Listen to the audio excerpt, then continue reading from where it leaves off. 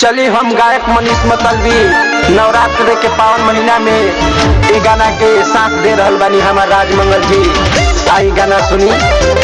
प्रेम से बोली दुर्गा जी महारानी की।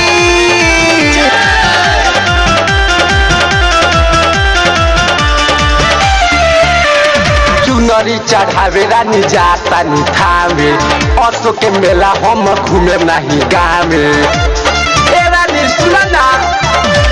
चुनरी चढ़ावे रानी जाता नी थावे, असो के मेला हम घूमे नहीं गावे। गाँव के मेला में सुनए रानी भीड़ ना होखे। गाँव के मेला में सुनए रानी भीड़ ना होखे। थावे के प्रसादी हवे पर्वतिया मशहूर, सैया ले अइहा जरूर। थावे के प्रसादी हवे पर्वतिया मशहूर, सैया ले अइहा जरूर।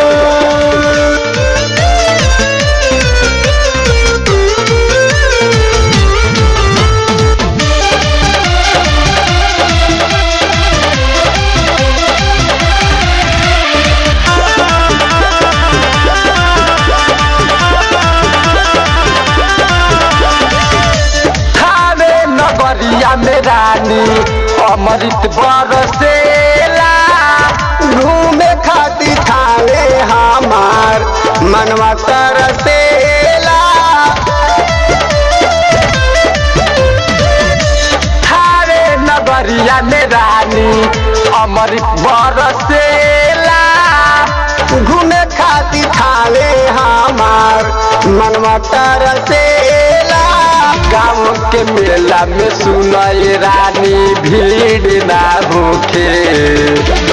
गाँव के मेला में सुनए रानी भीड़ ना होखे। हावे के प्रसादी हवे पर्वतिया मशहूर, सैया ले अइहा जरूर। हावे के प्रसादी हवे पर्वतिया मशहूर, सैया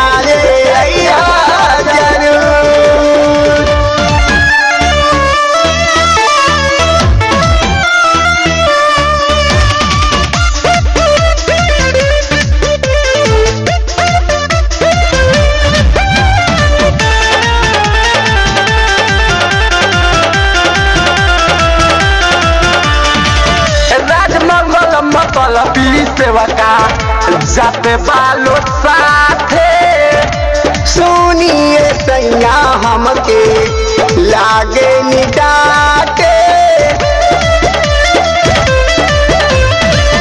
राजमंगल मतलबी सेवका जाते बालो साथे। सुनिए सैया हमके लागे नी डाटे। मुकेश बाबा कहे कि कौन भूल ना होखे। कि मुकेश बाबा कहे कि कौनो भूल ना होखे। थावे के प्रसादी हवे पर्वतिया मशहूर, सैया ले अइहा जरूर। थावे के प्रसादी हवे पर्वतिया मशहूर, सैया ले अइहा जरूर। चुनरी चढ़ावे रानी जाता नी थावे, असो के मेला हम घूमे नहीं गावे। ए रानी सुनो ना। चुनरी चढ़ावे रानी जाता नी थावे, असो के मेला हम घूमे नहीं गावे। गाँव के मेला में सुनए रानी भीड़ ना होखे।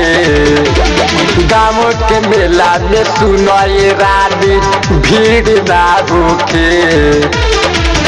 थावे के प्रसादी हवे पर्वतिया मशहूर, सैया ले अइहा जरूर।